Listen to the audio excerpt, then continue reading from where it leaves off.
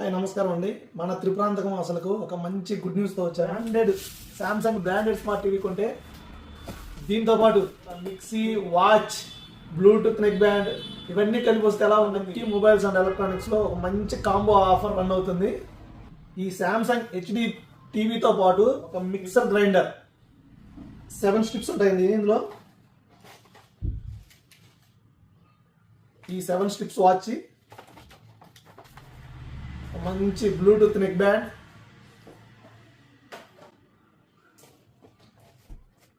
water heater,